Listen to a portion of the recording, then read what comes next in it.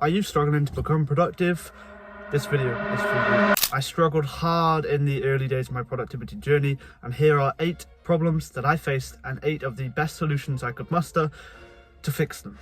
Hello, I'm Dylan. I'm 18 years old and I help lazy people turn productive using tactical techniques and strategies that help me go from a gamer who spent 210 days of his life playing Call of Duty to someone who effortlessly and easily breezes through large banks of work for his business, education and personal development goals. In today's video, we are going to be going over 8 productivity problems that I faced and 8 of the best solutions I found to counter them. Let's get straight into it.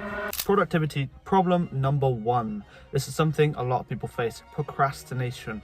Having the work to do, but delaying the task and then inevitably rushing it last minute, causing you a lot of stress and reducing the quality of the output of the work. So the easiest way I found to counter this is by creating the concept that I call snowballing. So you're at the top of a hill on a snowy winter's day, you have a tiny ball in your hand. When you roll it down the hill at the bottom, the volume of snow is large, you have a large ball of snow.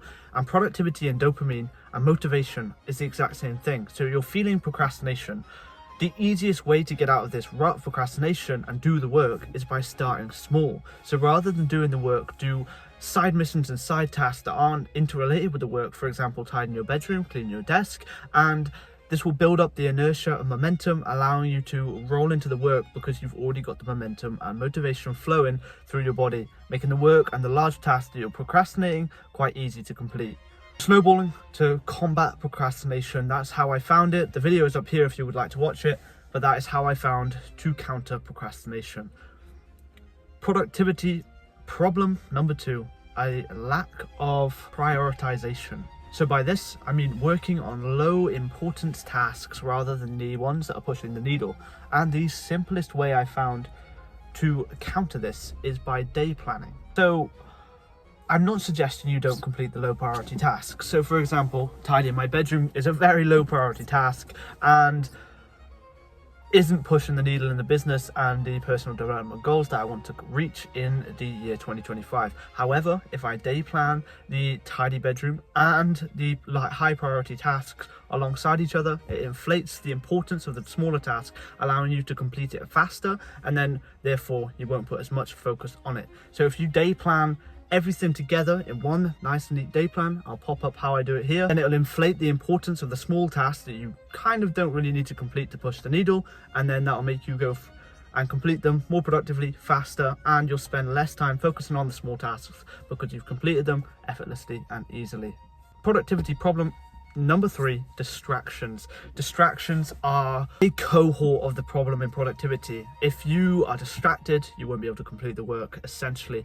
A lot of the time, people are just doom scrolling on Instagram, social medias, and the only way that I found to counter this is by installing Opus. Opus is not sponsoring this video, but I wish. This app has changed the game in terms of my distractions in productivity.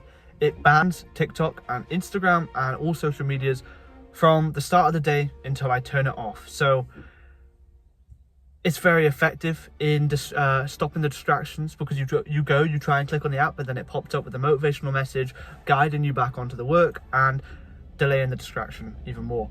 And even though you can turn it off, you can go into the app, you can delete the app, you can stop the session of delaying the distraction. It pops up with a 5-second timer telling you to take a deep breath in and out, to see if you really want to follow through with pausing the session of delaying the distraction. And for me, that really helped me to go, wow, I should be doing the work. And that 5-second pause, that 5-second shift was very beneficial, and the app does it very well. So Opus to delay and stop distractions.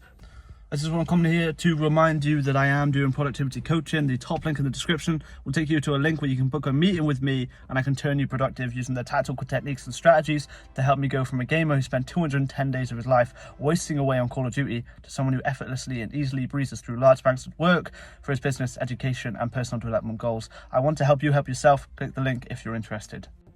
The next productivity problem that I faced was poor time management, misjudging the time needed for tasks. So for example, I would spend a lot of time on the minor tasks, thinking that I needed to spend that amount of time on there. For example, tidying my bedroom, cleaning my desk, making sure my files are organized in my computer. These tiny little tasks that aren't pushing the needle, I overinflated the time needed for it, and this led to a lack of productivity and more procrastination on the larger tasks. The easiest way I've countered this is by timing the tasks I do. So an easy example is having a shower. As silly as it sounds, a lot of people are spending a grand amount of time in the shower and just delaying and procrastinating on the work they need to complete. It also could make them late to different things, making them more procrastination. It's an infinite loop just from one small task. So I started timing everything I do. So I time when I wake up, shower, different types of tasks, and you end up having an analytical bank of data of how long you actually need to be spending on the tasks at hand. And this will help you with this productivity problem of poor time management.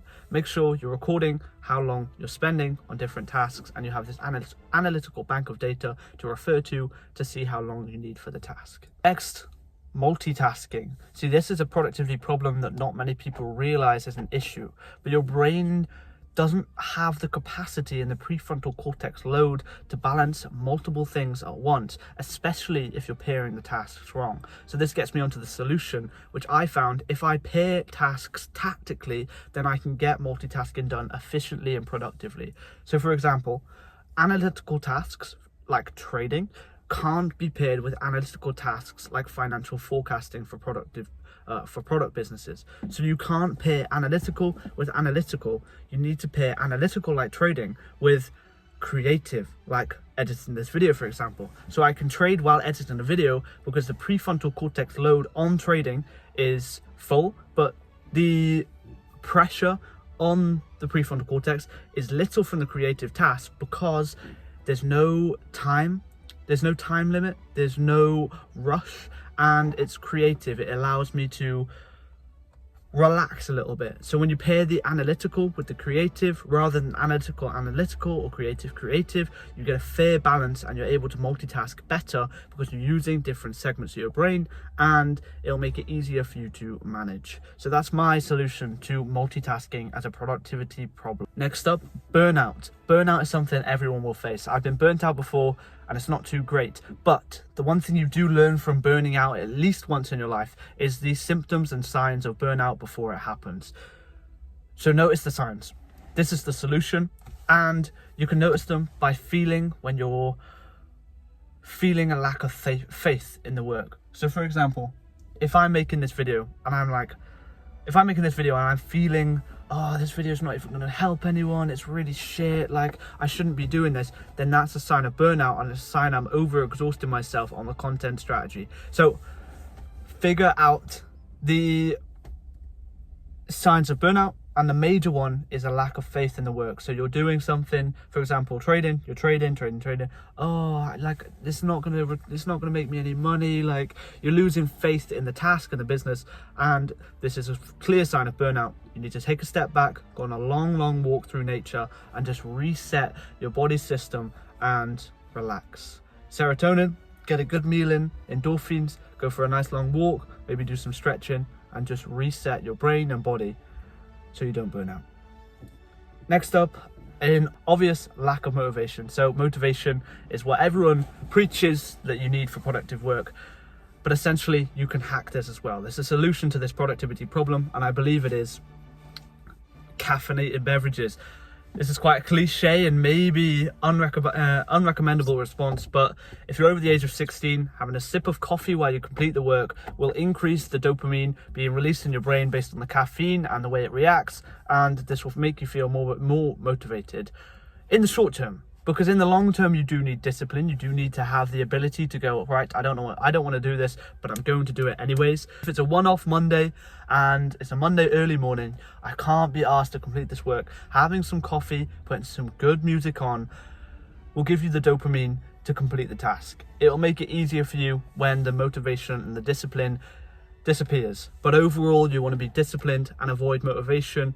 Even if you don't want to do the task, still complete it, and the reward afterwards will be tenfold what you imagine. Next, having an inefficient system could be a large productivity problem for you. This final productivity problem is more analytical than the rest. Having an over-complex system can limit the productive work you get done. If you're constantly working on an over-complex system, then you're overcomplicating the work and then overcomplicating the tasks, which will make you more likely to procrastinate and less likely to take action, make the inertia, and make the work happen. So the easiest counter to this is trying various systems. Figure out simple tactical systems that work for you. For me, I have my day planning system. The video is linked up here, but here's an image of my day plan, and that works for me. It's simple, it's obvious, it's clear linear progression on what I need to complete next, what the next important task of the day is, and I find that helps me.